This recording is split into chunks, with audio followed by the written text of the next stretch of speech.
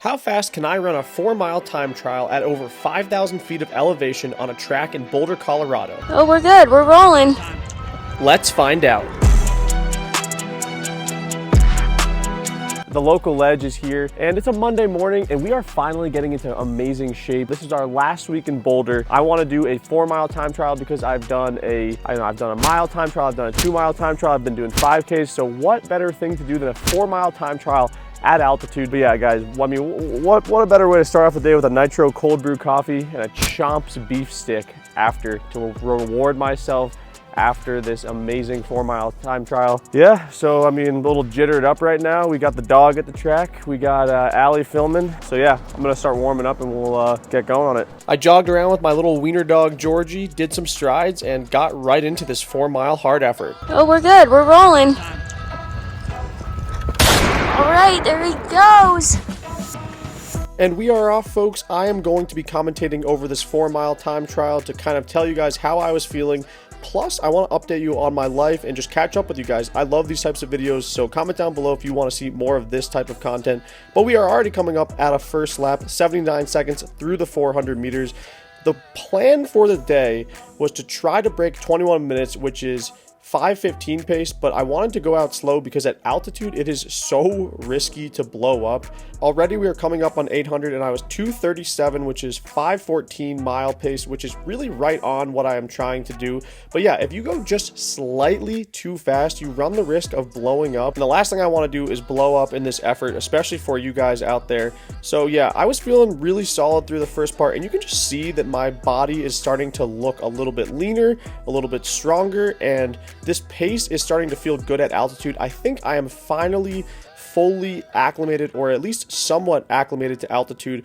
But unfortunately, we are about to head back to Seattle for the next couple weeks, and we're actually planning on going back out to Boulder this summer for a longer period of time because we love it out here. It is so incredible out in Boulder, Colorado. There's so many good runners, but we are coming up on the mile 5:13 at 1600. And by the way, guys, I know there's going to be people commenting down below that this is not a full 4-mile effort, but I have each 400 meter split, so it's technically like a 6,400 meter time trial, not a full on 4-mile time trial, but it's pretty much close enough. So as we continue to click off 78 and 79 second 400s, I want to now tell you guys a little bit about what my plan is for the future, because I'm already starting to see some comments down below like, yo, you can't do this local legend stuff forever, you're gonna get out of ideas and stuff like that. And it's true, I'm not going to be doing the local legend series much longer. I have 2 more races on the docket that I want to cap off the series with. The first is to do the Perigo Park Run one final time. I've done that 2 times so far. I really want to break the course record, which is 15:30. So I plan on doing that in my next video. I'm going to try to break the course record at the Perigo Park Run.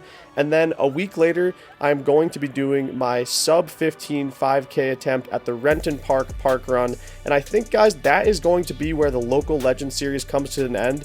And I'm really excited to move on from it because I'm back into good shape, and I have a really good plan for this summer. I'm going to continue making spotlight videos on other athletes out there because those videos are really enjoyable, and I feel like I have a unique platform that allows them to be able to be seen by a large audience. But I will tell you about my other plans after a word from our sponsor. Thanks to Chomps for sponsoring this video. Chomps are the perfect snack, and they also have 0 sugar. Chomps are a good source of high quality protein, grass-fed and finished beef and venison and antibiotic-free turkey, all sustainably sourced. For me personally, I like to have Chomps right after I go for a run or a workout. It makes me feel really good after. A Chomps original beef stick, mild flavor.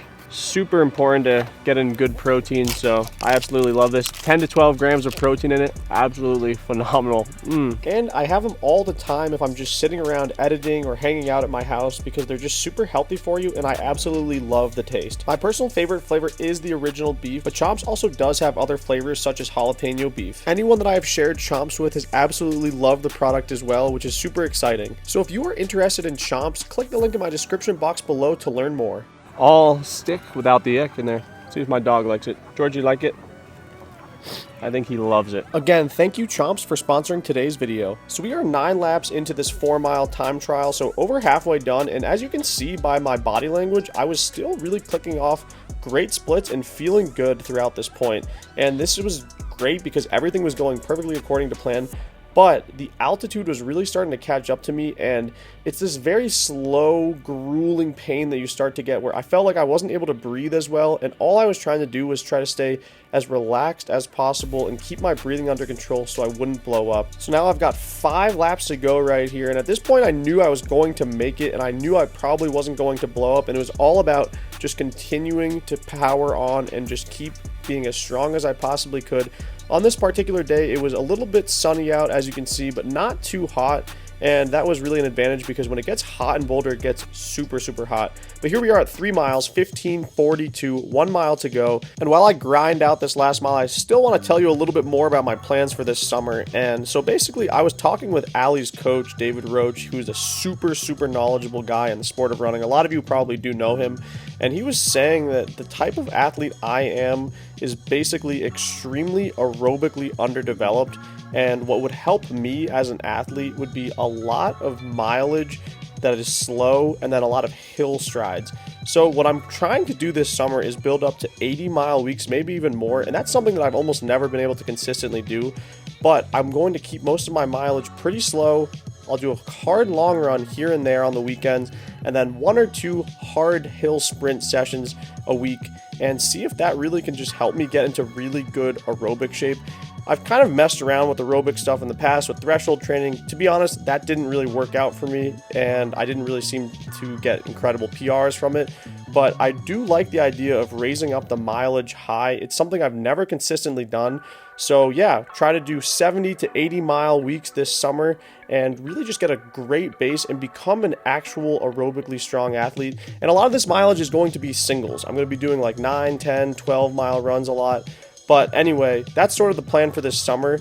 So we are coming up though with 1 lap to go, 19:37 at the bell.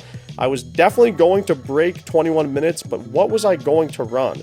If I could run, a 75, that would allow me to be at 20:53. So can I do that? At this point, I was in grueling pain as well. My breathing was all over the place, and I just wanted to finish this thing up. I was absolutely exhausted, but here's my final kick. It's not even much of a kick, guys, but hey, the form at least is looking a little bit stronger, but at altitude, you really just have nothing left to kick with. But we're coming up so close to the finish line of this time trial, guys. What are we going to run? Try to comment down below. Guess. Boom! 20:54. It hurts in a different type of way. It's like you're under control for a while, but it hits you so hard when it does. Half mile to go, the sun came out and just killed me. So You started groaning. So shout out to those who made it to the end of the video. I wanted to try to see the altitude conversion pace, so I plugged in the 5,300 feet of elevation, put in 4 miles, and then my time for the day, which was 20:54. And it says it converts to a 20:06 at sea level. So that's cool to know that at sea level right now I can run around 5:01, 5:02 shape for a 4 mile time trial.